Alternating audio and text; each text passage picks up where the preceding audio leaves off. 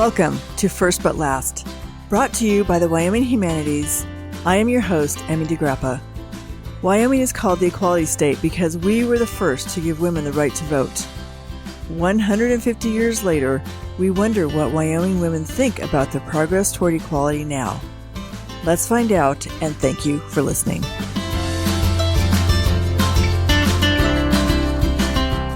Today we are talking to Kristen Czaban. She has been at the Sheridan Press since June 2008. Before heading west, she graduated from Northwestern University with a bachelor's in journalism. Kristen Czaban is the first female publisher in the history of the Sheridan Press, a history that dates to 1887. Welcome. Thank you. Thanks for having me. This is exciting. I love that little factoid there that you're the first female publisher in the history of the Sheridan Press. It's a long history, too. So it was pretty exciting when that happened. Right. So was there just no women writers that were coming along, or what do you think was happening there? You know, I'm not sure. I've worked with plenty of women writers there. I've been there almost 11 years now. And there have been plenty of women writers, but some have moved on to bigger markets. Others have just not really shown a lot of interest or hadn't had the mentorship and guidance that I had there. So I think that's part of it. But, you know, I had a great cheerleader in my former publisher, Stephen Woody, and he really helped guide me and kind of pushed me forward into this role. So, oh, well, that's really good to hear. And what was your journey to Wyoming? Oh, gosh. So I grew up primarily in the Midwest. I was born in Wisconsin, grew up mostly in Ohio, and then went to school in Chicago. And then when I left Chicago, or when I graduated in Chicago, I was just looking at small town papers kind of all over the country. And I sent all of my information to the Sheridan Press, and they called and interviewed me and pretty much offered me the job on the spot. Since I had gone to Northwestern, that was like the ticket there. So little kudos to Northwestern for that one. But, you know, I had never been to Wyoming, and I figured, why not? So here I am. And what do you think now? Well, you know, 10 years, almost 11 years in, and I go home and I can't imagine still being there. You know, the mountains here, I couldn't live anywhere other than the mountains now. It's just too much fun. Right. So you've been transformed. Yeah. I mean, I was very much a city girl when I moved here. So I said some pretty silly things, not understanding the Western culture. And within my first 2 weeks in Sheridan was the Sheridan Wyo Rodeo, which, I mean, that was quite the breaking in for this city girl. So it was a lot of fun. But, you know, I get up in the mountains and go backpacking as much as I can. And I just can't imagine not having that access. Well, I think it's interesting that graduating from Northwestern University, that you started looking for a small town paper to work at. Why? Why was that a passion of yours? Sure. I mean, I had a couple opportunities that I could have taken on in Chicago, but I felt like they were going to be more coffee fetching kind of opportunities than really getting my hands dirty. And I wanted to get in and start writing immediately. I mean, that was just something I was really passionate about. And I knew that just in terms of my career trajectory, it was going to be better for me to start small and get that experience in any way I could. So when I initially moved here, my plan was only to be here about a year, but that changed quickly when I fell in love with the area and I met my now husband, and I just can't imagine being anywhere else. Is there a future for the small town rural paper? You know, I think small town papers have a better shot than any of the other papers. You know, the big metro papers are struggling because there's more competition for that national news than there ever used to be. But there aren't a lot of people that cover Sheridan, Wyoming, or any other small town across the country. So I think if you're doing it well, those small town community papers have a better chance at a future than anybody else. Okay. And so living here and being in a small town paper and being in a small town and experiencing Wyoming, do you feel that as a woman in Wyoming, the word equality in the equality state means something? I think it means different things to different people. I think coming from just a different area, and I grew up in a pretty big, diverse college town, it means a lot different to me than I think it does in Wyoming. I think we did a great job, we meaning Wyoming, did a great job to start, but we've really fallen behind on women's equality or equality of any kind, really, across the state. So there's action heading in the right direction, but not enough and not nearly fast enough. Okay, so what are some of the issues that you've covered in your own paper or that you've researched on? Sure. So, one of the most recent ones, we've been working on covering the community of Lodgegrass a lot more recently. They're just over the Montana border from us. They're a small community. I think their population's only, I think it's less than 1,000, and the whole town's only about a quarter mile by a quarter mile square. So it's a small community, but their poverty rate is almost 50%. It's crazy, just the income inequality that exists, 20, 30 miles more north of us. So we're trying to put some coverage there just to highlight how different people's lives can be so close to us. So I think that's one. It's not within the state, but I think that's an issue that would resonate in other areas of Wyoming also. Okay, so what are the jobs that men are doing in those communities, and what are the jobs that women are doing that the pay is unequal? Sure. I think the biggest thing is the men tend to work at the mines in Montana, whereas the women are primarily working at the schools. So the pay is pretty different between those. I mean, they're not obviously the same job, but there's a huge disparity in income there. We've been talking a lot with the mayor of Lodgegrass, who, when he left the coal mine, was making a good salary, $70,000, $80,000 a year, and now he's making $800 a month as mayor. So to go from the private sector to the public sector is incredibly difficult, and I think that's part of why it's a struggle to recruit quality people to run for office. Sometimes it's expensive to run for office, and if you have to have a full-time job too, it's a struggle. And the only other jobs really in that community, there's a school there, and there is an IGA, so a grocery store, and a propane company. And those are really the only three businesses that exist right now in Lodgegrass. So that's part of why there's a high unemployment rate too. It's hard to find jobs there, and they're not always the highest paying jobs in a community that small. So it's hard to compete. Right. Well, what about in Sheridan? You've been really active in the community, and you started a women's conference. Mm-hmm. And tell me about that. Why did you do that?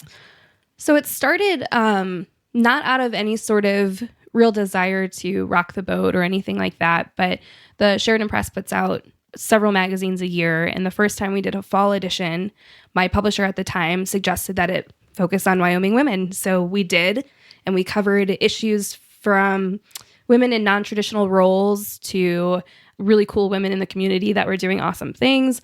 And along with that, we decided we wanted to do a conference. So we did. But one thing we found, which I thought was really interesting, is we started the conference in the fall, but because of all of the high school sports and children's activities, attendance was really hard. I mean, we struggled the first couple of years until we moved it to the spring, when the women who we were trying to encourage to attend had more time.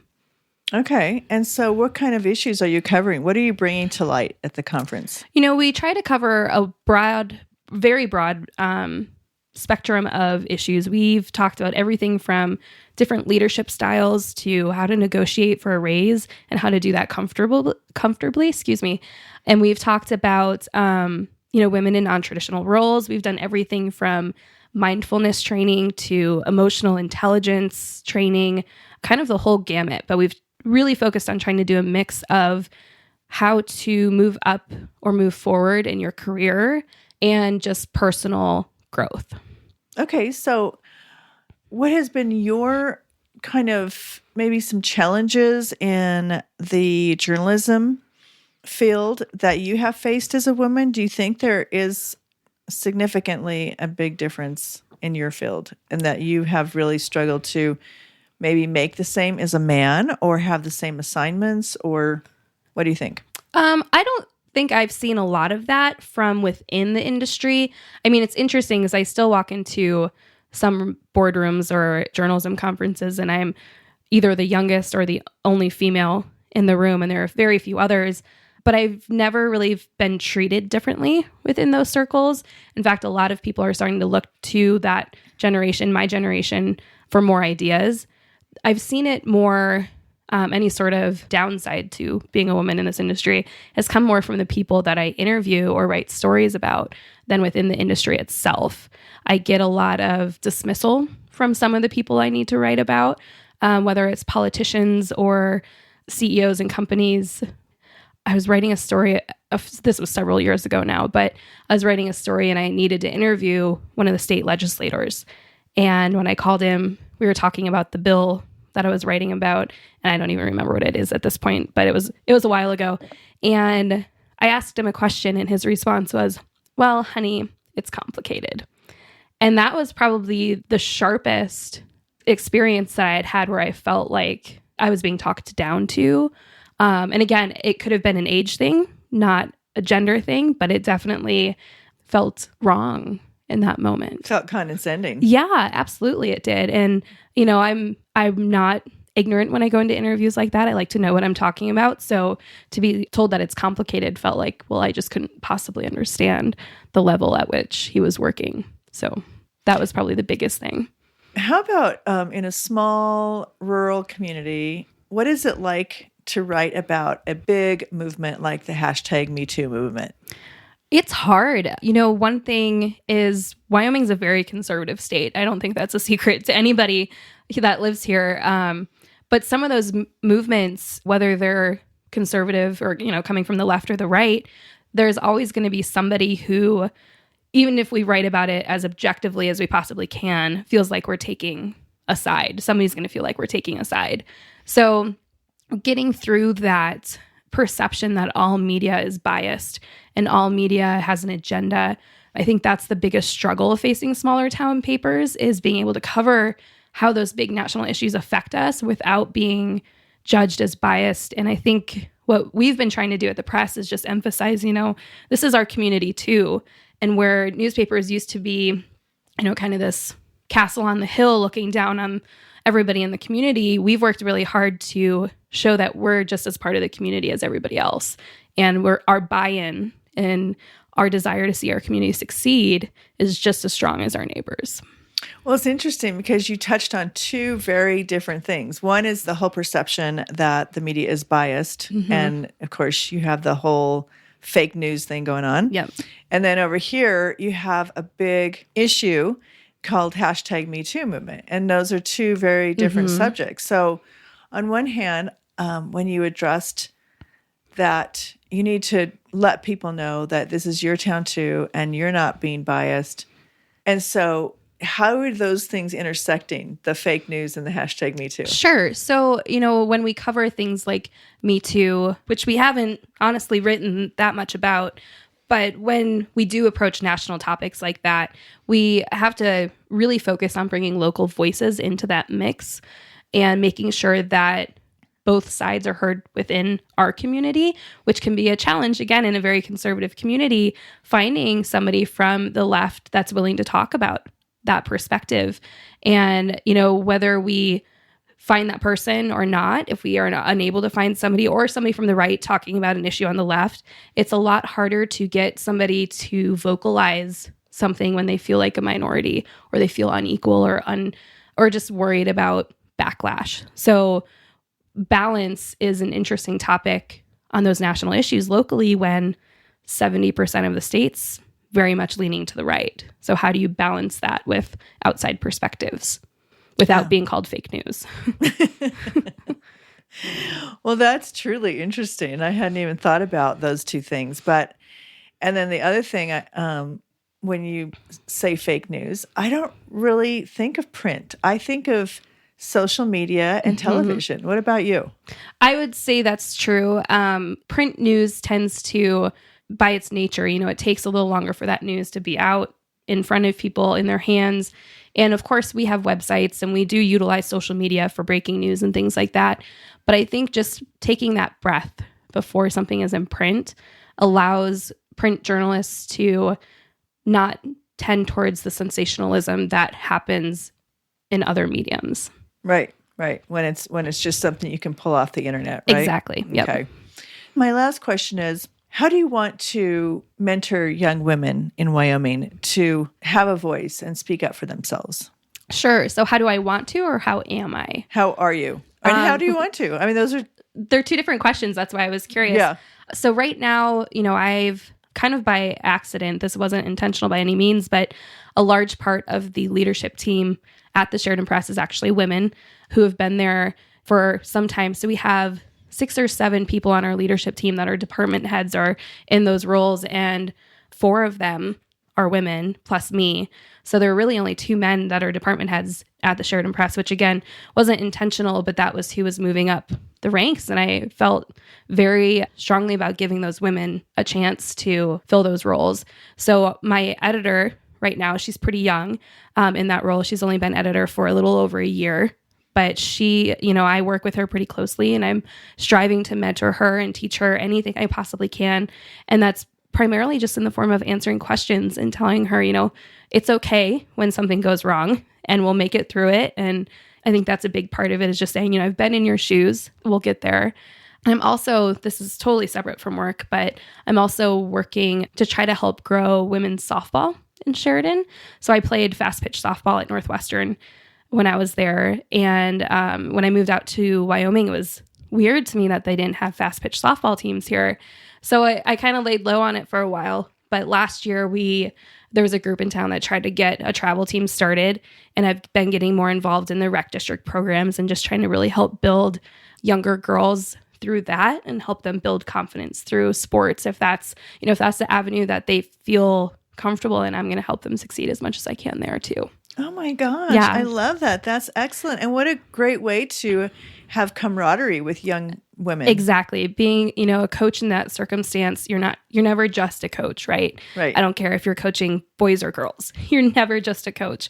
You're a mentor. You're a trusted adult who they can ask questions of. I mean, the couple of fast pitch camps that I've helped lead in Sheridan so far, most of the time, of course, we're teaching softball, but the other questions that come up are just as precious as the time teaching that sport. Oh my gosh. Yeah. I love that. Thank you fun. so much for talking to me. Of course. Thank you so much for having me. Thank you for listening to First But Last, brought to you by the Wyoming Humanities.